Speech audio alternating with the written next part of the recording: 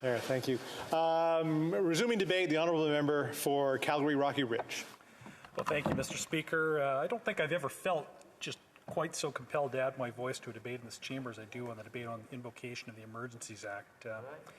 I'm going to start by making a number of things very clear to people that might be listening, including my constituents, who might want to know where I stand on a number of issues that can't be separated from this debate.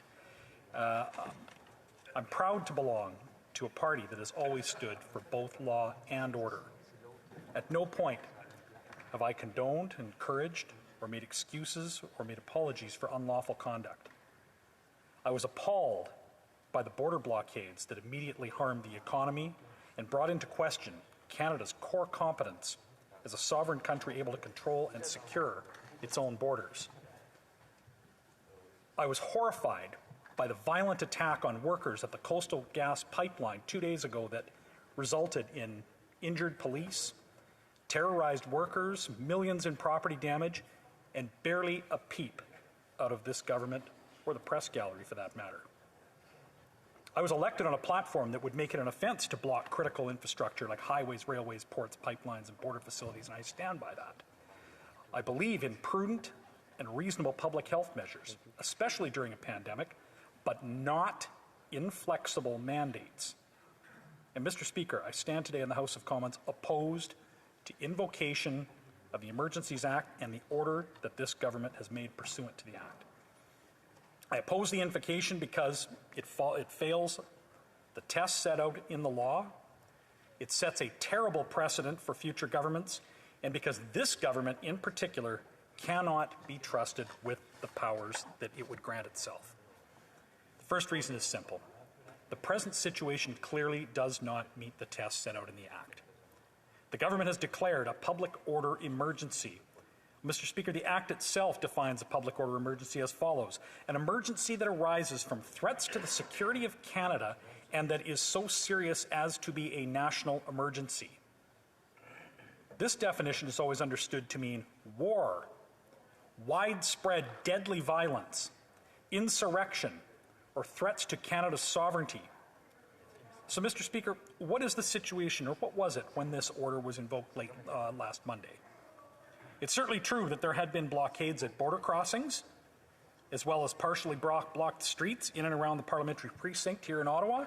But, Mr. Speaker, by the time the order was made, conventional policing was prevailing at the border crossings. Arrests and serious charges had been laid in Coots, and others left peacefully of their own accord. The Ambassador Bridge was also cleared peacefully. And Mr. Speaker, let me pause and commend the police who successfully ended these blockades with no injuries, no damage to property, no violence, with existing powers and solid police professionalism. So given that the border blockades were resolved without additional powers granted under this Act, and the downtown Ottawa situation was all that remained, did the situation in Ottawa really meet the test of a national emergency? Well, Mr. Speaker, make no mistakes, laws were broken, and people that live and work in the Ottawa core were harmed by traffic disruptions, noise, and reported incidents of harassment. But was this a national emergency? A threat to the security of Canada?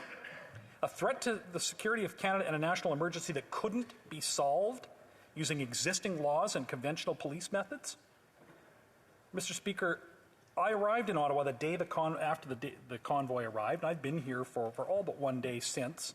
I've walked through and among the trucks and the demonstrators every day to and from my apartment, this chamber, and my office across the street. And there was clearly and obviously a breakdown in law enforcement. That is clear and obvious to all. But I did not see a national emergency. A downtown Ottawa emergency, perhaps. But a national emergency is an emergency that threatens 38 million Canadians. This emergency did not even prevent MPs from working right in the middle of it. Former Member of Parliament Aaron Weir perhaps summed it up best, or at least quite nicely, when he said, quote, "The only element of this protest that might have been a national emergency was the blockade in Windsor. But police reopened that bridge without the Federal Emergencies Act on Sunday night." Unquote. The The second reason I oppose the invocation of the Emergencies Act is for the terrible precedent that it would set. This law, or it has set, really, this law has been on the books since 1988 and has never been invoked until now. There have been many threats to public safety and security during that time, yet no government has ever reached for the powers under this act.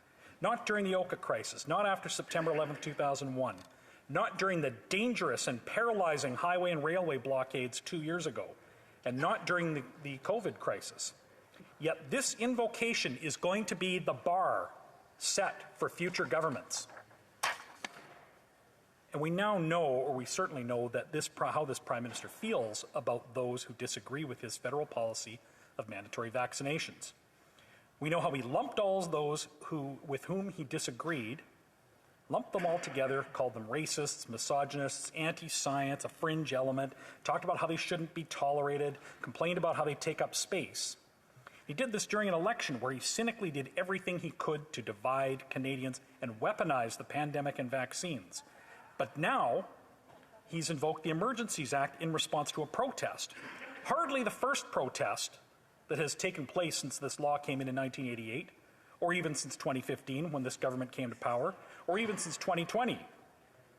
But this protest is being conducted by those whose views are abhorrent to this Prime Minister. These protesters are people that the Prime Minister has systematically demonized, vilified, stigmatized, and scapegoated since he made the cynical, self-serving decision to do so during the last election. And now this is going to be the bar set for future use of this act. Every future Prime Minister will have this precedent for use of this act as a tool to be used against citizens that hold opposing views.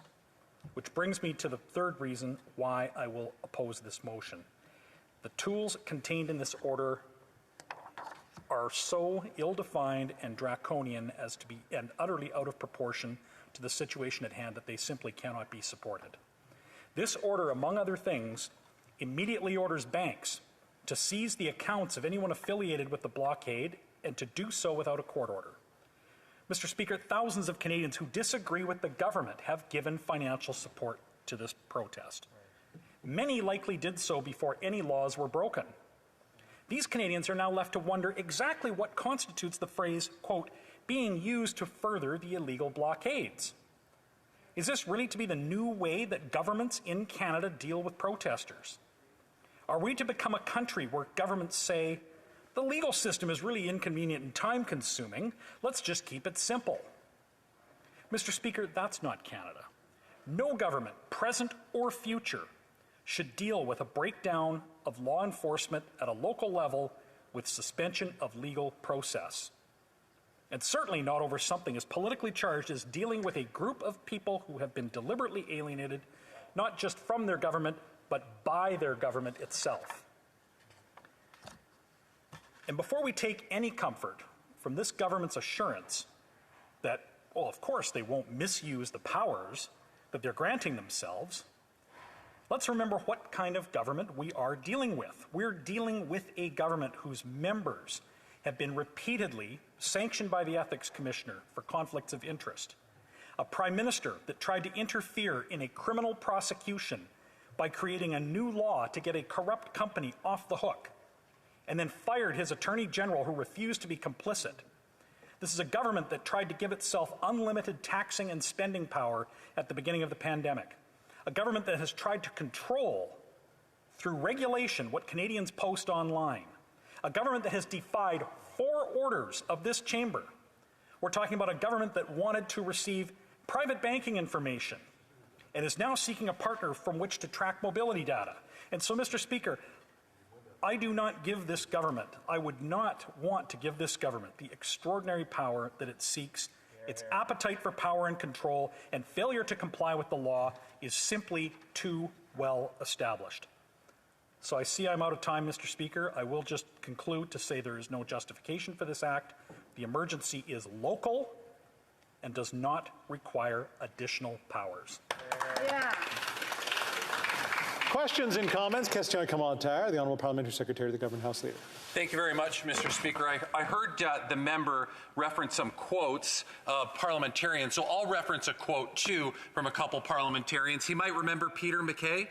He was a Conservative minister, and Vernon White, the senator, who said, "But what we have seen here is an occupation of Ottawa and blockages at border crossings, and it is not the right of the protests enshrined in our Constitution, but illegal activity that represents national security and economic threat to Canada." Vernon White later went on to say on CBC, "I support the Emergency Measures Act. I felt we were at a point of no return."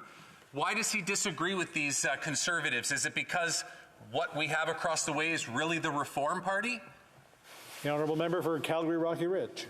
Mr. Speaker, I was watching the debate earlier in the day, and I must say the level and quality of debate that we had in the chamber was much better before the minister or the member for Kingston and the Islands came. Point of order from the member for Kingston and the Islands.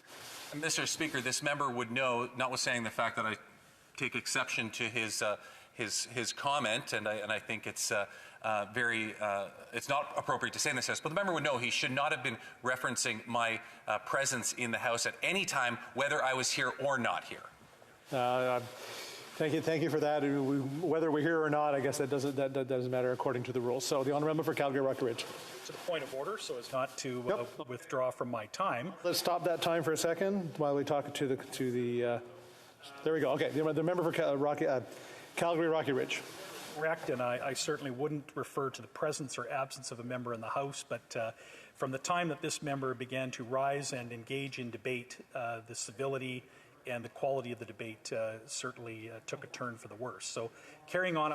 Okay, no, good. Thank you. That should finish that point of order for a moment. But I think we're still on the answer to the original question. The member for Calgary Rocky Ridge. And I will answer his question by saying that I agree with the premise but not conclusion of some of the remarks that he quoted.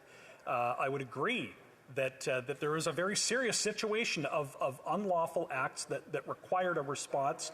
I disagree that it required this response. Questions and comments? L'honorable député de Trois-Rivières. The Honourable Member for Trois-Rivières. Thank you very much, Mr. Speaker. I fully agree with the comments made by my colleague, the member for Calgary Rocky Ridge. I understand his reasons for invoking this act. But if this act is not necessary, then what was missing? Leadership, vision, or another law or act? Well, we've had an absence of leadership and in Canada under this Prime Minister all the way around. I recall the remarks from the member for Louis Bear, who pointed out the extent to which this government made a deliberate choice to pit Canadians against each other long before this current crisis, and so one really must connect these two events, and there's tremendous responsibility with the Prime Minister for the lack of or just the discord throughout our country. Commentaire, questions and comments. The Honourable Member for Windsor West. Thank you, Mr. Speaker, and thank you for my colleague's intervention. I represent the Ambassador Bridge area, 40% of Canada's daily trade with the United States, and I can tell him and assure him that their talking points to the Conservative Party are not correct. The Ambassador Bridge is open to a degree of normalcy, but at the same time, the barriers, like they are in Ottawa, are now through the community, blocking us out from business, children from getting to appointments for medical appointments, and a series of different problems. Now, right now, the City of Windsor residents are on the hook for over $10 million, and we will continue to pay for that because the OPP and the RCMP and the City of Windsor are still protecting the 14 kilometers to the 401 system. So what is the Conservative Party's position? Will they support and will they provincially and federally to pay this bill and continue to pay this bill? And what are they going to do with regards to the continuation of convoys? They've already intercepted a couple of more convoys coming to this area and the threat that continues. The Honourable Member for Calgary Rocky Ridge. Well, Mr. Speaker, I'm going to try and make it quick. Hopefully we can squeeze in another question. But the response is I certainly agree that there, and I said right at the very beginning of my speech that I was appalled by what happened in his riding, but I did note that it was de-escalating, and the crossing, as he pointed out, had reopened using conventional police methods and without resort to extraordinary powers. And I would agree with him that it's a terrible problem and it's a terrible imposition on his community, but I do not connect that, or I don't believe that anything in this motion will change it, and it is not a justification for the extraordinary power this government is granting itself. Resume